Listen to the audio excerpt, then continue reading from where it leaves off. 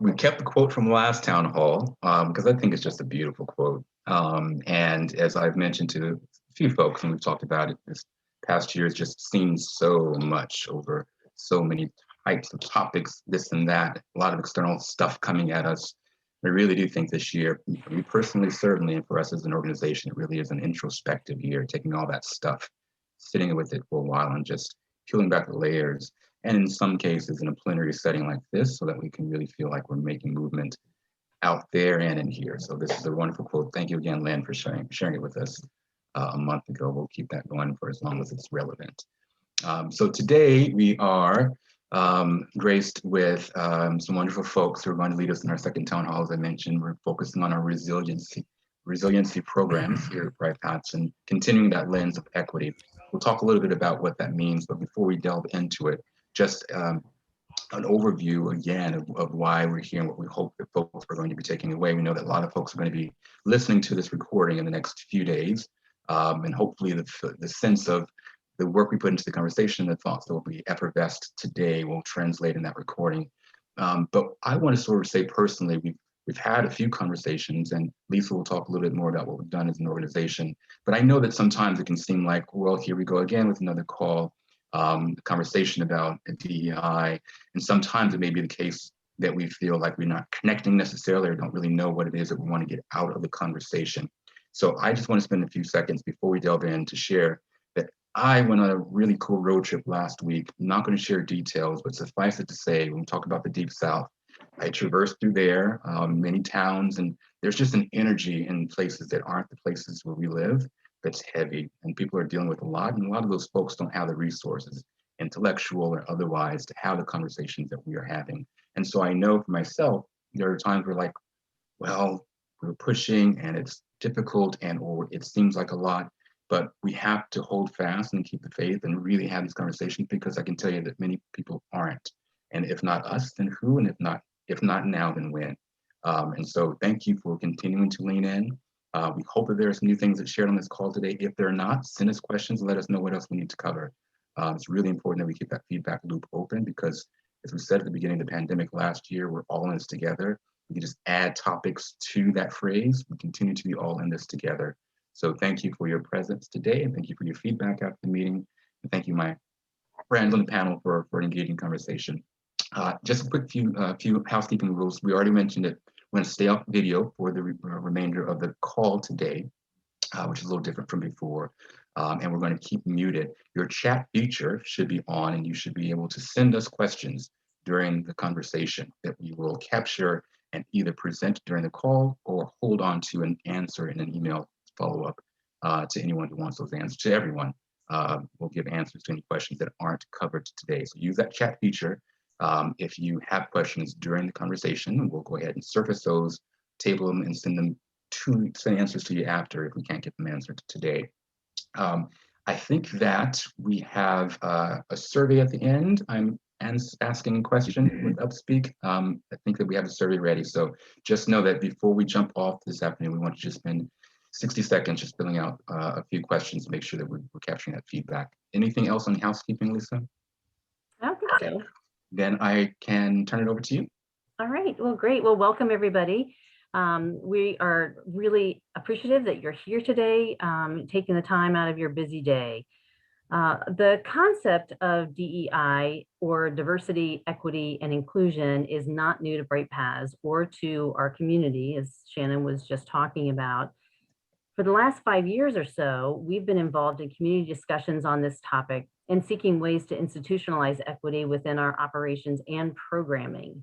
And it is not easy, and we are certainly on a fumbling kind of journey, but the more that we learn, the more that we want to be intentional about our path and to make changes along the way. And our board of directors is on this journey as well.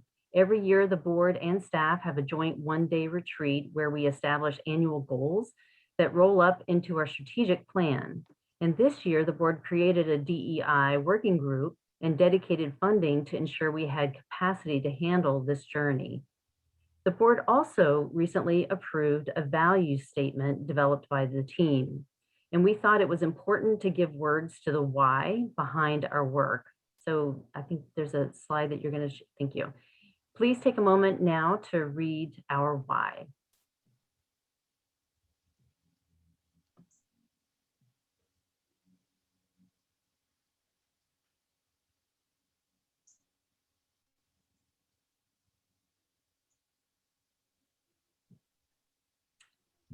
So we're all learning, and we are glad that you are joining us on this important journey.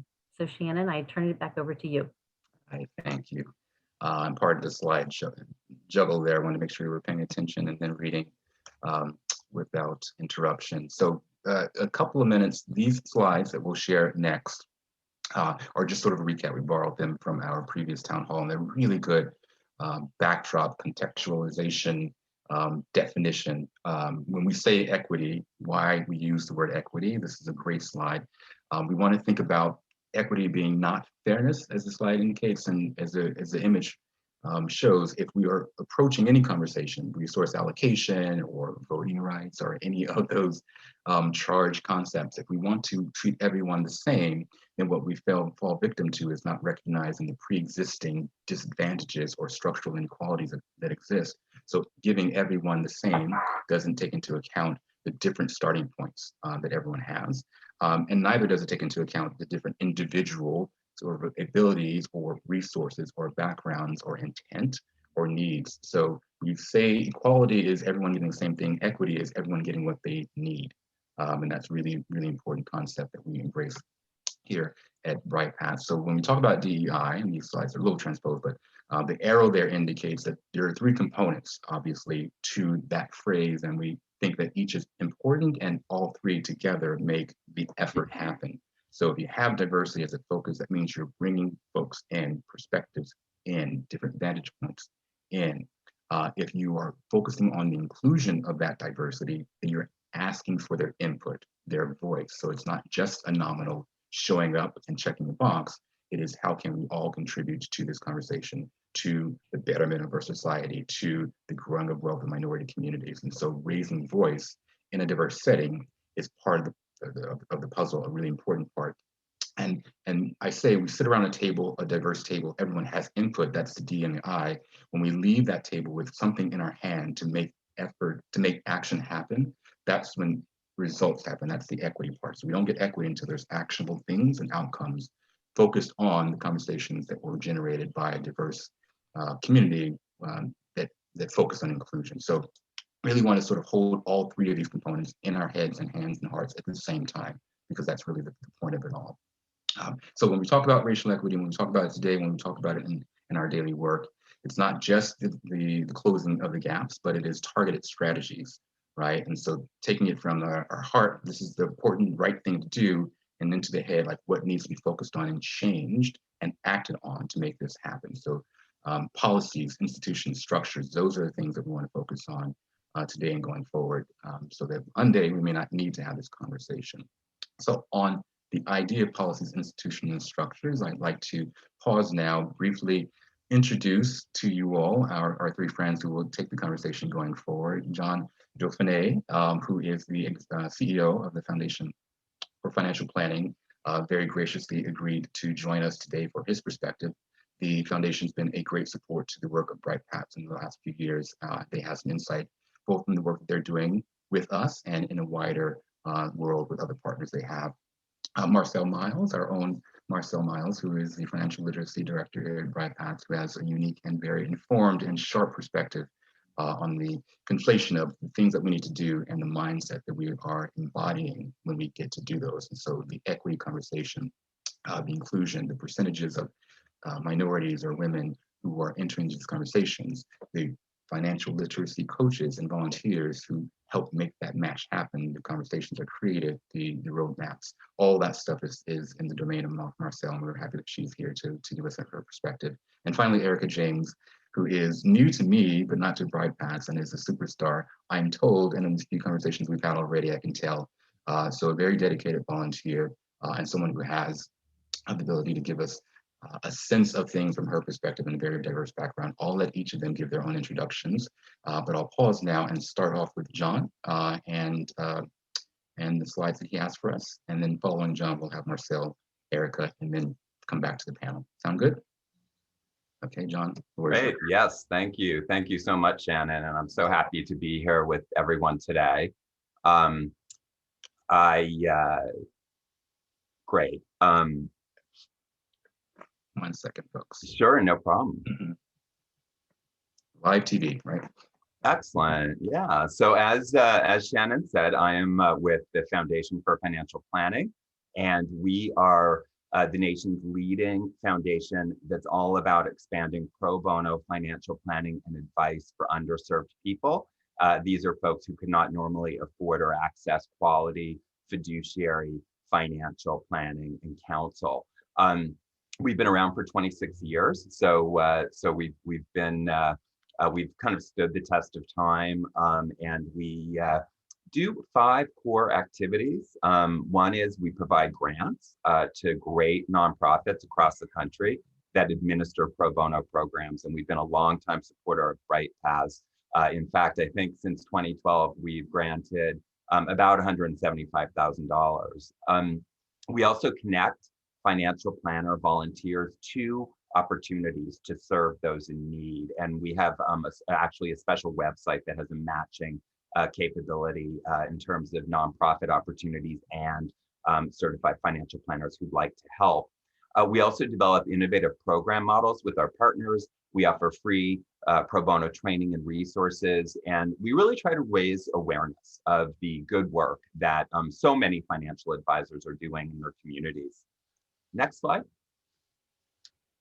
We serve a wide array of populations, and here you can see a map of this year's grantees. And interestingly, many of them serve general, low and moderate income folks, but we also have special targeted funding for, as an example, victims of domestic violence, wounded veterans, people with serious cancer.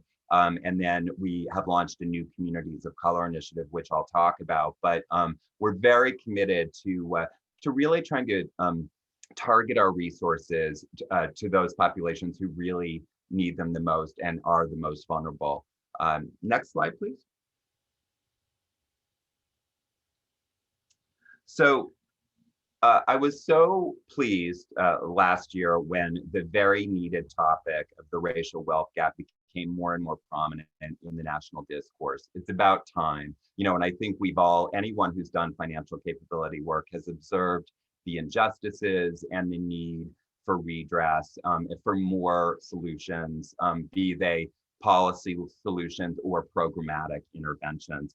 And of course, the data is shocking. This slide, I think tells the story, right? 84% white families own about 84% of the nation's wealth.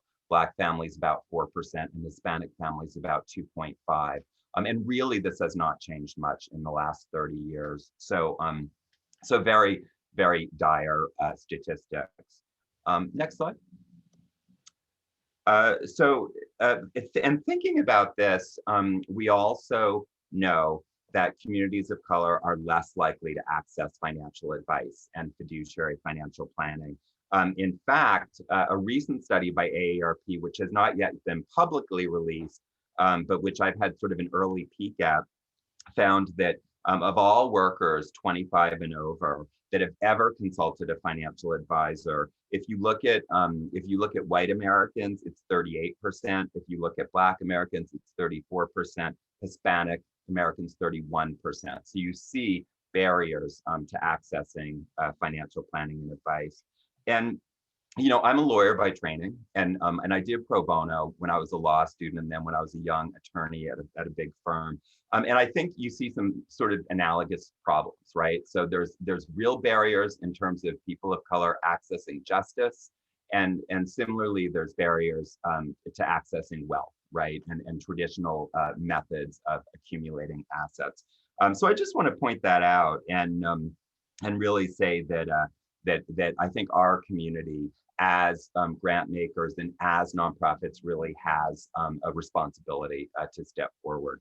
So we were really proud to create our Communities of Color initiative. And we looked back last year at our grant making and the organizations that we funded. And we actually looked back about 5 years And we projected that roughly over 60% of end clients at our grantees are people of color. We do ask for demographic service breakdowns. But we wanted to do something more, and we wanted to bring even more focus to this. So we created this initiative, and really it's about earmarking special grants for organizations that we think will be very successful in working with families of color. Brightpaths, of course, given the demographics, with 80% of clients people of color, 94% living at or below 200% of poverty level, it's a terrific example of an organization with a very powerful presence and a very powerful impact in the community. And we also selected 2 other grantees as well. The goal is to build a learning community with our 3 earmarked grantees. Some of them are long time, like Brightpass, some of them are new. And I think we'll learn a lot as we go along. One of the other things about Brightpass is the terrific pathway for clients, be it a triage situation to a much more intensive mentoring program. And we really think that that continuum is very successful in bringing people along that journey to better economic security. Next slide, please. So just if you're wondering, well, how does a certified financial planner volunteers help pro bono clients? And we certainly get the question. Really, it's with objective counsel, it's with trusted advice, and there's some special training that we do. I know also many of our grantees have special training programs, but they're able to work with the clients on a whole host of issues around financial goal setting, debt prioritization, cash flow management, avoiding predation. So I think it's a terrific value add, and we're so pleased to see the CFPs engaged with Brightpass. Next slide. And then I just want to comment briefly on diversity, equity, and inclusion within the financial planning profession. Unfortunately, the profession is not nearly as diverse as it should be. And there are major efforts going on both within the Certified Financial Planner Board of Standards and at firms to address this gap. It will take a while, but we really believe that with more advisors of color joining the profession, that we will see, frankly, better service. There can be a higher level of trust. But we also know that the volunteers benefit from working with a diverse clientele, diverse across many axes, including race and income and asset levels. So I'm going to turn to Marcel now for a little bit more on Brightpaths' excellent programming. Marcel. Thank you so much. Hey everyone, I'm Marcel Miles, Financial Literacy Director at Brightpass. As you've heard, our financial literacy programs have been supported for a long time by our wonderful partner, the Foundation for Financial Planning, which we're very grateful for. We do have a continuum of services, and we think that some of our most impactful programming has to do with the one-on-one financial coaching and the financial mentoring programs. It supports people on their way and on their journey toward financial stability and self-sufficiency. What we bring to the table is amazing volunteers like Erica. Erica represents that the volunteers, they really do the hard work of meeting individually with the clients, and really having to understand in a very short period of time the needs, the goals, the various issues, and be able to turn around and give them some action steps. So this is not simple work, but it's very, very impactful work.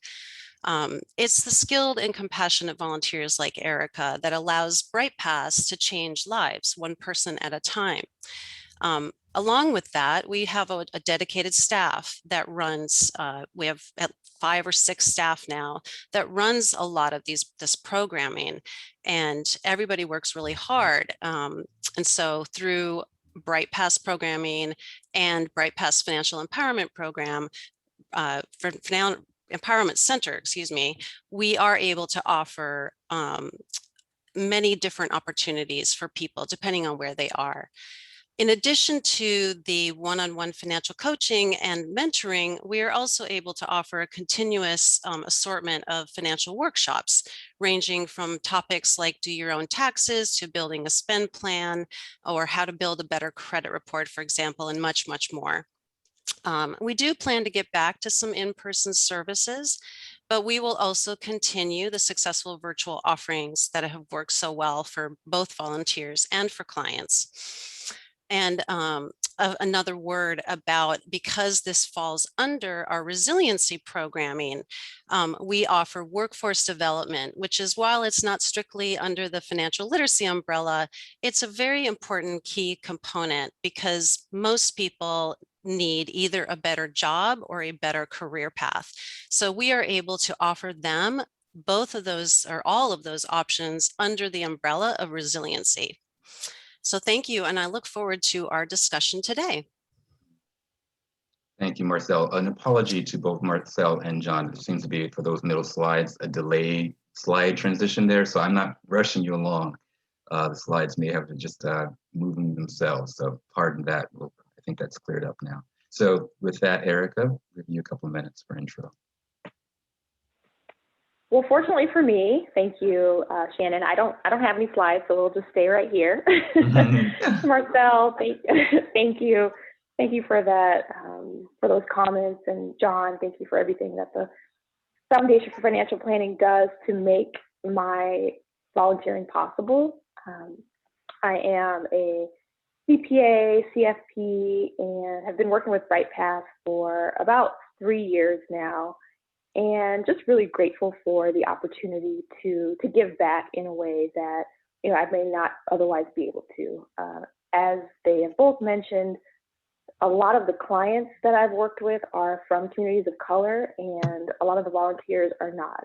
You know, and I think having someone that has similar experiences to you, you can develop a level of trust a lot quicker. And then, depending on the situation, you really need that in order to help people implement and move along in their financial journey. So, you know, really excited to be here and to participate. And yeah, I'm grateful for Brightpass and everything that they're doing. Marcel and the staff there work tirelessly. You know, I show up and do the one-on-one coaching and meet with my mentee twice a month, but you know, they're there for all of it. So really grateful to them.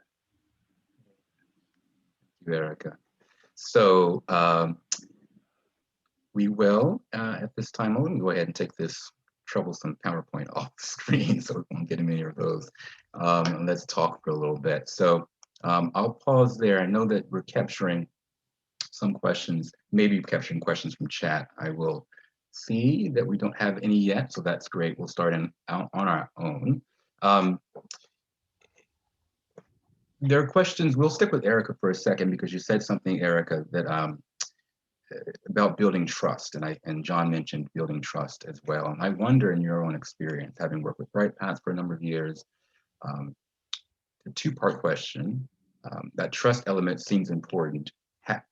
Can you tell us about an evolution of building that trust with clients of your own accord? And can you, question B, talk about how you may help either your colleagues or your organization understand how to build trust when they're working with clients like the Brightpath clients?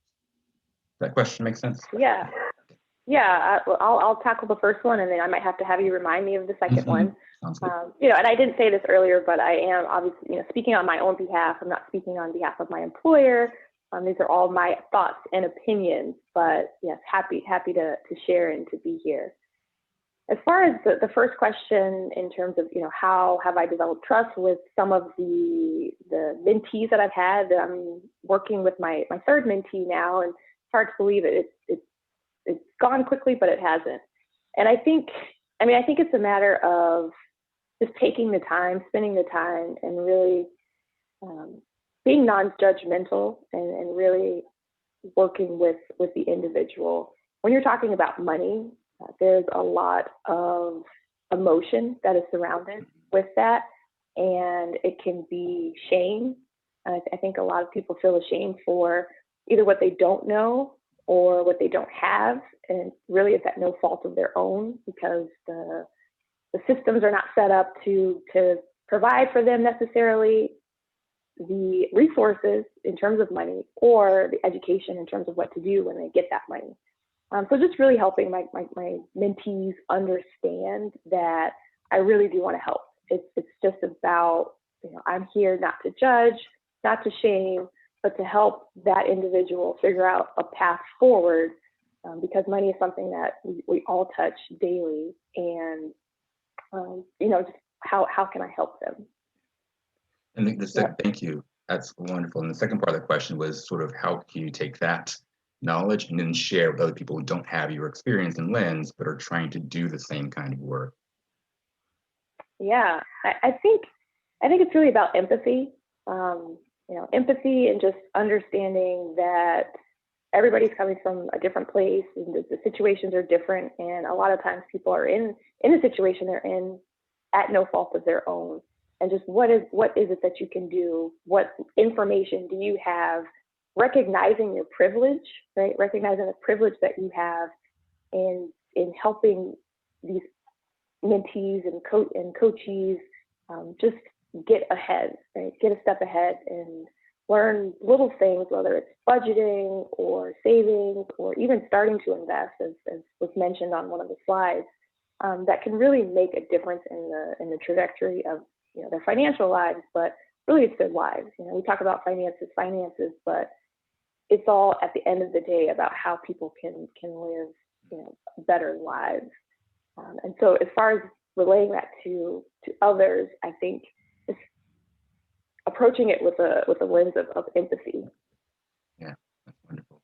And I would love for John and Marcel to jump in. I know we may have mentioned it, John, briefly about the coursework and the psychological aspects, but maybe it's worth repeating here. So what are your takes on that same question that Erica asked in terms of the sensitivity and building trust with clients?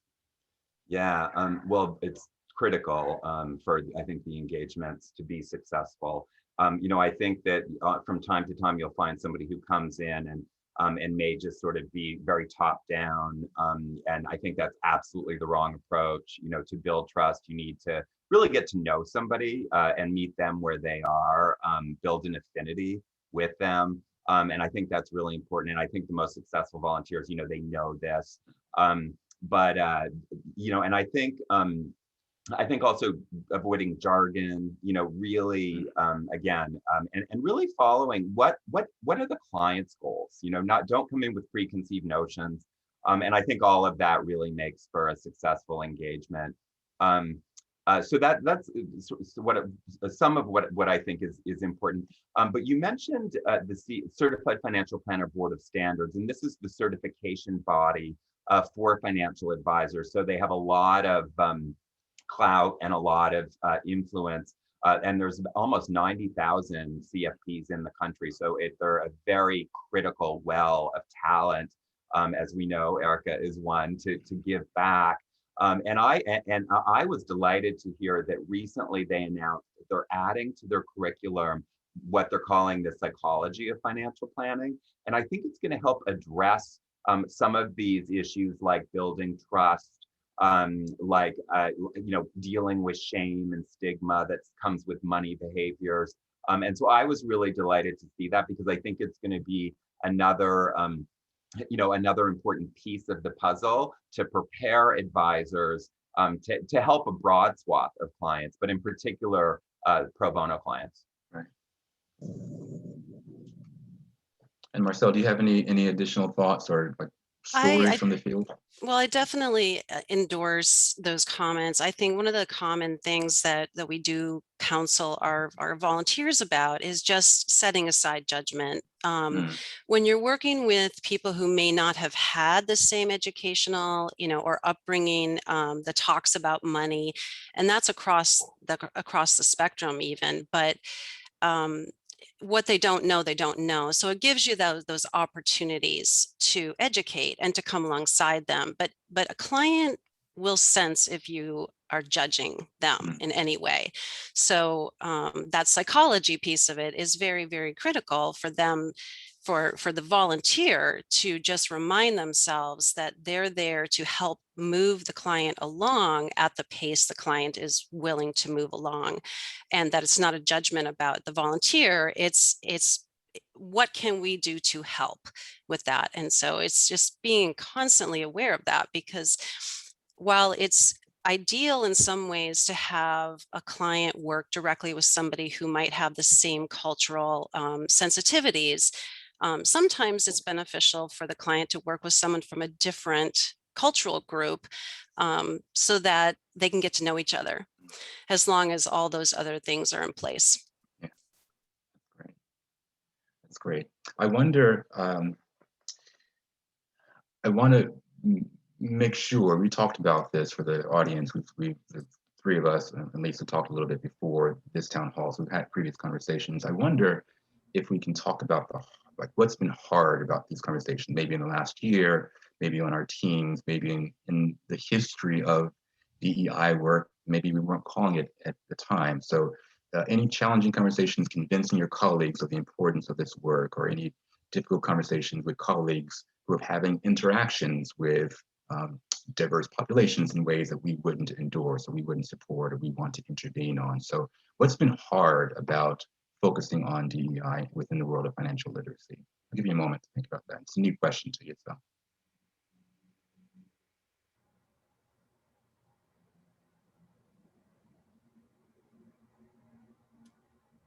I mean, I can kind of weigh in here. I think one thing that's difficult, and I actually had, when we launched our Communities of Color initiative in the trade press, we got a lot of praise, but I had a pushback from actually from a donor who was concerned that, oh, we were just, we should just not, try to have any of that focus and just, just do, just everything, in his words, colorblind, that kind of thing. And that, it didn't merit like a kind of a very considered strategy. And, I think what he failed to really comprehend is you really can't look at what's going on today without, as you pointed out, Shannon, in your earlier remarks, looking at the past and looking at systems, right, and structures. And so, for example, like as an attorney, one of the things I learned in property class was about racial covenants in all of these communities, so that Black individuals were not able to buy homes, were not able to build assets and build wealth over time. We're not able to pass this down. So there's this huge legacy that exists. And I think, it's more, for some, it's easy to sort of excuse that or forget about that and just kind of say, well, it's just a level playing field, and I think sometimes you have to have those conversations. And certainly with that donor, we did, and we explained our rationale for why we're doing this, and why we think it's a great initiative. And so, I think being willing to have those very direct conversations is important.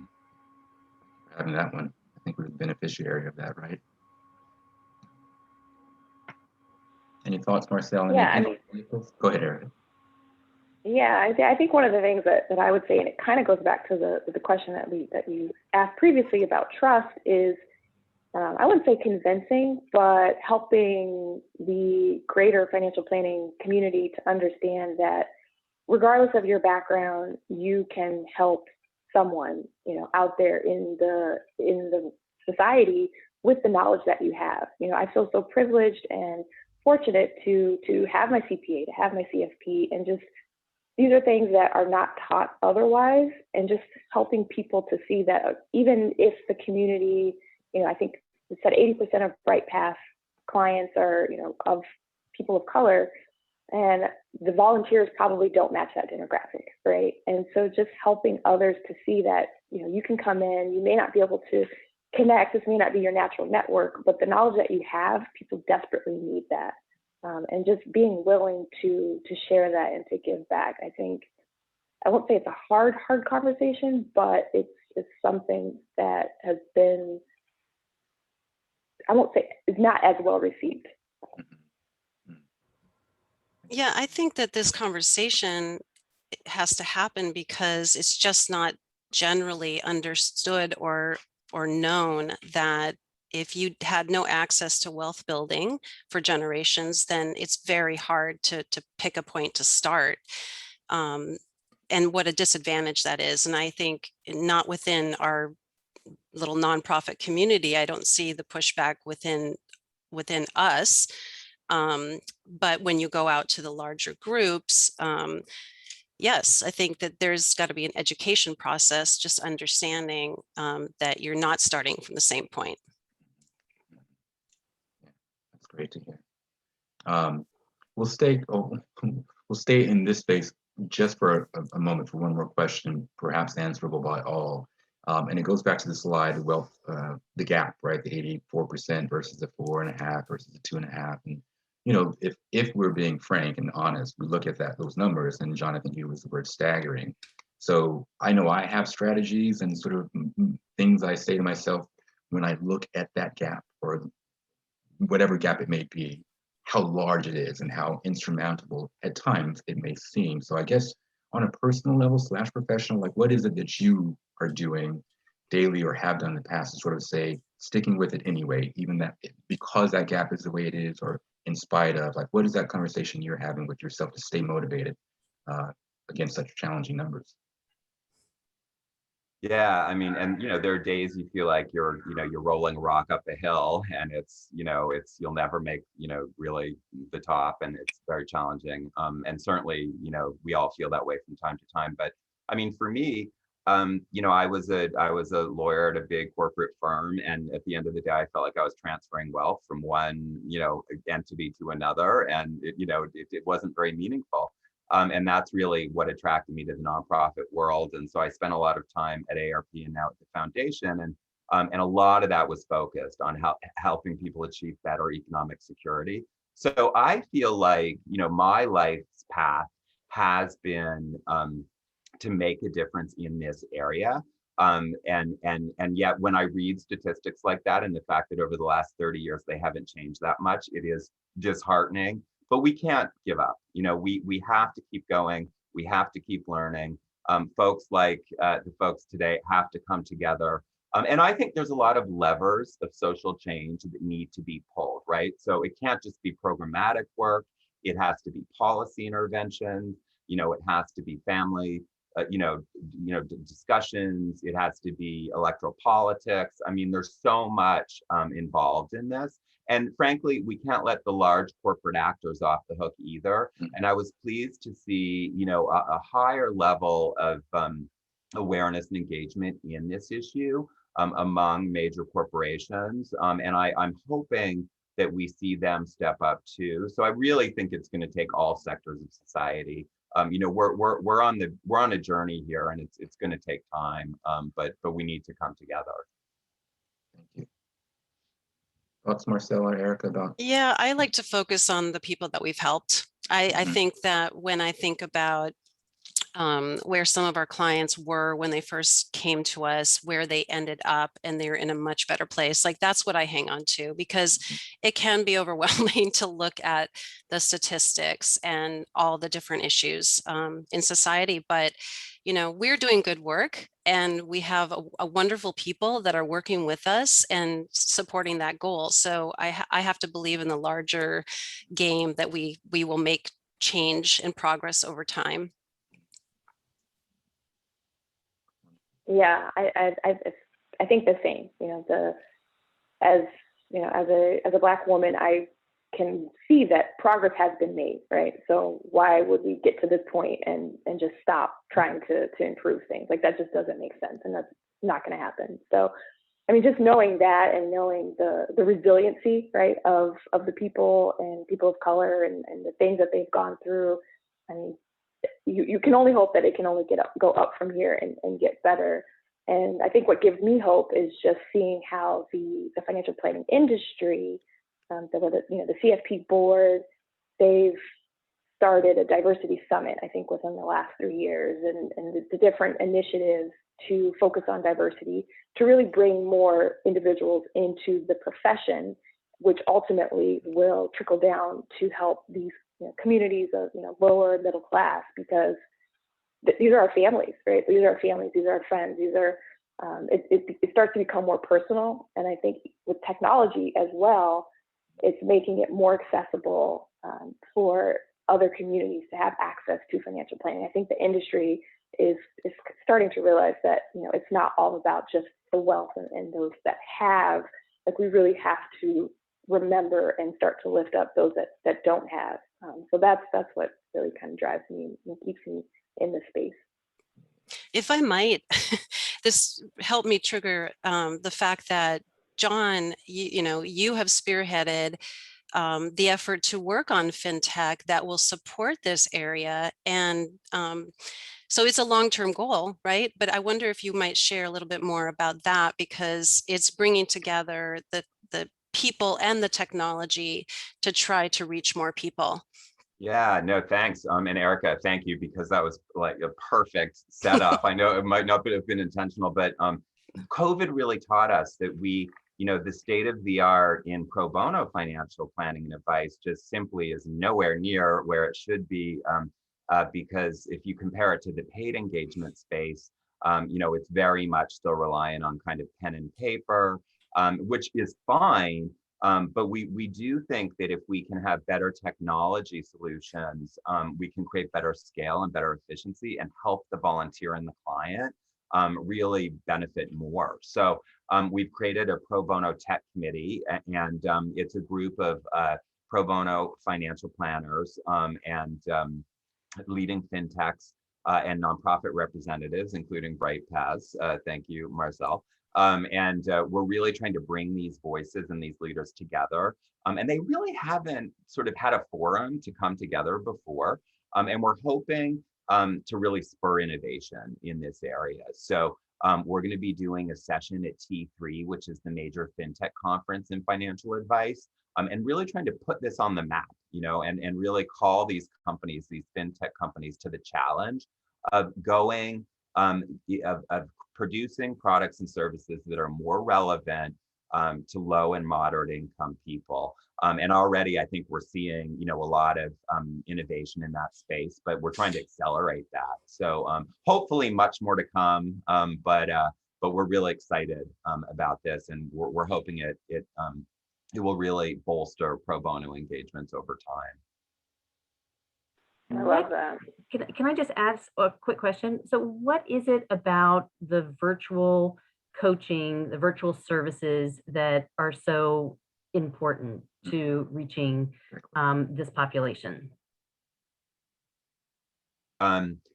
So in-person's great, but what we've heard is both volunteers and clients often appreciate virtual because it negates concerns around childcare, commuting. If there's a no-show, and we know no-shows happen, right? It's not nearly as big a deal as if somebody's traveled. So I think there's a lot of benefits. I also think that there's some downsides. I think meeting in person, really getting to know somebody, that's a special kind of interaction. So we don't, take a position. But I do think if we have the right tech solutions, we can do things like get some basic data from the client to the planner in advance, so they know a little bit about what the financial picture of the client is before they do that first meeting. So I think there's just some efficiencies, and then of course it may also be possible to have scheduling software that just creates more of a seamless administration for programs. I think it's really challenging because the nonprofits we fund, they may use different platforms that, their platforms aren't going to connect to financial, planning software that the advisor has. So there's all kinds of questions and barriers. But I do think there's opportunities, and we need to kind of figure out where those are, and then try to innovate. Great. Yeah, I mean, that's great. That's what I was trying to get to, was eliminating those barriers of transportation and childcare and in work hours. Yeah, and one question I have for Erica is, Erica, in doing engagements with your paid clients, you I'm sure use software, eMoney, MoneyGuide Pro, whatnot. But one of the ideas is, could there be, and that tends to be, heavily focused on high net worth individuals. So it's going to have like a lot of investment related functionality and things like that. But I'm wondering if there was a kind of a streamlined module on the platform that you could use with pro bono clients that perhaps had tools that more relevant to their financial circumstances, budgeting, cash flow, debt prioritization. Would that be useful to you? Do you think you would use that? Because this is something we're starting to talk about, but we're trying to get as many advisors' viewpoints as we can. Yeah, I think anytime you can get technology involved, it's a win, right? Especially as we move forward, as we have younger clients, we want to engage people. I mean, technology is just the way to go. I think there could be a barrier for the volunteers, right? Depending on their time commitment and age or availability to learn a new software. But for the most part, these things are pretty intuitive. And I think it's just a matter of walking people through and providing tools. Really, it's really about the tools and how to manage your money. And so making it intuitive, I think that's probably one of the most important things. Yeah, that's great. And actually, I want to also thank Brightpaths and Marcel for helping us assess these different apps. We get approached by partners and fintechs, and so they're helping us take a look at some different technologies, which is super useful to actually, go directly to the nonprofits, the clients, and the volunteer advisors, and really get real-time feedback. So I want to give a big thanks. Yeah, because we're sort of at the end user point, and of course, my answer is it depends, right? It does depend on who the volunteer is, and it depends on the engagement of the client. So Erica has done both the one-on-one, one-time coaching, and then also that longer term mentoring. I'm sure she would agree she probably could institute some kind of tech product with the mentoring clients because there's an ongoing relationship. But when you're talking about a one-time coaching session, you have, that's a lot harder to think about. But I do appreciate that this conversation is happening, because I think we can get to some kind of product that would probably work for at least some sector of the clients. And yes, I think it's a helpful tool, or can be extremely helpful. And if it makes it easier for them to track expenses and use their spending, figure out their spending plan, then I'm all for it. Yeah. And one more thing I'll say on that is just it's meant to be long term, right? So the mentoring, the coaching, that's meant to be short term. And what we want to do, throughout this process is equip the clients, the mentees with tools that they can continue to use. So anytime you can involve technology or processes to help people figure out, okay, how do I do this on my own going forward for the next, 15, 20, 30 years, I think that's great. Yeah, that's certainly the ideal. Yeah. Actually, and thank you all for the synergy you're creating. Before I wrote the word tech, literally as Erica was saying technology, and I was just thinking about the word dosage as Marcel talked about the one-on-one, one-time mentoring. So the question, and I'll go slow so it's clear, in your individual experiences working with or observing the mentorship relationship, has there been an identifiable tipping point or a consistent aha moment where a client, once they get past budgeting or once they get past debt prioritization, then we feel more confident about their eventual success? We know that not all clients have long-term relationships. We do have short-term clients who end up doing well. So there's a question there somewhere. I know that Marcel's nodding her head. So Yeah, different clients have different aha moments.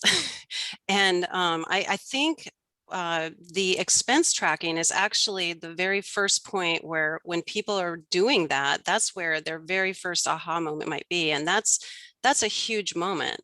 They had no idea they were spending X amount of dollars in such a category. And so just those little tiny successes are so important.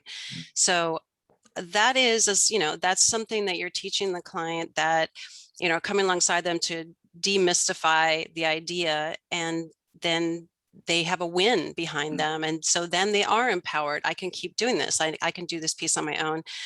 So for others, it's having some tutorial. I mean, we do have volunteers that are using YNAB or Mint, or, some clients are using Excel and, other products, or maybe even paper and pencil. But if they're getting some tutorial from their volunteer, that's very helpful if they need it, if they need that. Sometimes it's just that accountability partner. So it does depend on who the client is, but I feel like any success like that is success. And Erica, do you have any perspective? Yes, yeah. And I think, I feel like budgeting is kind of always where we start, right? We just always assume that at this level, that's where you have to start. And that's kind of any financial plan, is knowing the cash flow. But I've actually had a different experience in where the mentee that I've had, we first couple meetings, we go over their budget, and I am pleasantly surprised to find that they know where their money is going. They know how they're spending it. And I think that's one of the things that we have to do to really move the needle forward. And when we talk about the racial wealth gap, is that, people are starting to, they know how to budget, they know how to save, they know how to make ends meet. What are the next things that they need to learn how to do? And that's, so those have been some of the aha moments for me, is really helping my clients understand, or say clients, but mentees, understand that, opening a Roth IRA and contributing the max every year, if that's something that you can afford to do, this is how it will help you in the future. If you have children and you open a 529 for them at 5, this is what they might have available to them at 18 when they're ready to go to school. And so budgeting is the foundation, but I think to really start to close the wealth gap and help people get ahead, there has to be more conversations about the long-term planning and retirement planning, education planning, home ownership, and those types of situations. And I would just say that's where I think the human component, Erica, is so critical, because you could use an app, you could, there's different tech, but to have a really a really savvy financial advisor who really can look at the whole waterfront and quickly identify potential areas to look at, I think is just invaluable. So I think when robo advice came along for high net worth, when it came to investing, there was this debate in the trade press, well, is that going to make the human advisor irrelevant? And everyone said, there was some fear, but of course now it's more hybrid. And I think eventually we'll see that in pro bono. I think the human component is just so critical. But then there can be enabling technologies. But I love your point about, for some it's the budgeting, but for others it's actually pinpointing that thing that's so relevant to them, and really offering insights into how they can, take advantage of it, or how they can move forward. Well, yeah, I think there's just such a fear of doing the wrong thing, right? Because it's money that you've worked hard for, it's money that you don't have, it's money that can't easily be replaced. And so if you do the wrong thing with it, then that could be detrimental to you, to your family. And so having somebody there to hold your hand and to really sort of break down what you're doing, where you're putting your money, sending it, will you get it back, is really helpful and invaluable, I think, to the mentees and the participants. Yeah. Love that. I think we had the right group on the phone today. The hour is drawing to a close. So I want to give each of you, if you want to have a last word or a last head nod. I'll pause before we do that and ask Dorothy, do we have any questions from the chat that we want to surface? No questions at this point, Shannon. That means that our panelists have been exhaustive and engaging and covered all the bases. Thank you, Dorothy. So maybe around the horn, Erica, Marcel, John, you guys have any final few words that you want to offer? I just want to thank John and Erica for coming alongside us and working with us and helping us work these difficult problems, and for working within your community to make it stronger. So thank you. And I want to thank Erica for your volunteer service and your dedication. And, I just want to thank Marcel and everyone at Brightpaths for the fantastic work you do. I mean, we're huge believers. We definitely know that that it's investing in you and your mission is so meaningful and impactful. So I appreciate being here today, and I look forward to a very long, productive relationship with Brightpaths and seeing the work that you do play out. And I think it does make a difference. We're talking about kind of sometimes it feels like the racial wealth gap is insurmountable, but I feel like with groups like Brightpaths, that is part of the answer, and you guys are doing fabulous work. Yeah, I think thanks all around, right? So this opportunity would not be available without organizations like Brightpath and the funding from organizations like the Foundation for Financial Planning. So, I feel so blessed to be able to do this and to participate and to give back and to help, and you all make it very easy. You say, I'm here, I raise my hand and say, I'm here, I'm available, and you find the person and you make the arrangements and everything that needs to happen to just be able to give back within the community. So I'm grateful for you, and I look forward to participating for many years to come. She said it out loud, and we're recording, so we're actually obligated. Yeah. Wonderful. Well, I want to offer my answer to sort of like what motivates me when I look at those gaps, and sort of summarize what you all are talking about. Like, yes, it can be daunting, but just like you, John, this kind of work is I feel like my life's calling. There's something about the energy. Sociologists call it collective effervescence, right? You can think of like a concert or church or whatever, where people come together on one accord and their feelings are effervescent. Sometimes that can go in the wrong direction, but when it's good, there's a momentum that happens. And so you look at those numbers, and I'll just take that 84 versus that 4%. And over 30 years, you got to think that if it stayed that way for 30 years, how can you not see that's a structural encumbrance, right? That's purposeful, right? Because numbers naturally vacillate, but those have been stayed steadfast. So we understand what the problem is. But when movement happens in the right direction with the right kind of energy, I would say personally, a year ago, I was a homeowner for the first time, mid-40s now. And I think there's something, we talk about dosage, maybe just being in the arena of Brightpass, these conversations led to that. 6 months later, my younger brother became a first-time homeowner, right? So that's 2 kids out of 6 who both became first-time owners. And from our immediate family, that's just 3 lifetime. But I can guarantee you that another year or two, another sibling will be a homeowner, right? That's how change, like the one we're talking about, happens. Like you have that relationship, Erica or John or Marcel, and that person takes their learnings or their dosage and they make good decisions, and someone's watching them, be it their kids or their neighbors or their family. And so this is how the culture of financial literacy is grown. Like you all do the work, plant the seed, and then people go out and effervesce that. And I want you to be encouraged that effervescence happens. Sometimes you don't even know it, but it happens because I experienced it personally, and I was just on the periphery of all this. And I've been talking to clients every now and then, and we had a client interview a few weeks ago, and she was specifically saying she's taking what she's learning from her mentor and teaching it to her kids same day. How beautiful is that, right? And so once we see that 4% go to 5%, I guarantee you we'll see exponential growth sometime soon, as long as we hold fast, because that's just it's time has come for that to happen. And I think the people who are on this call and this organization and in this conversation are ready for it. So you can't look away, you can't take your hand off the plow. So thank you all for being in conversation, for staying in, and for joining us today. I'm going to hand it back to Lisa to bring us to a close, but thank you all around and everyone on the call for your energy. Yeah, so I want to express my thanks as well. I do want to chime in just really quick, talking about, the purpose of this call is not only to share the good work that's happening, but also how Brightpaths is open to changing and listening to what we need to do to be better allies in this space.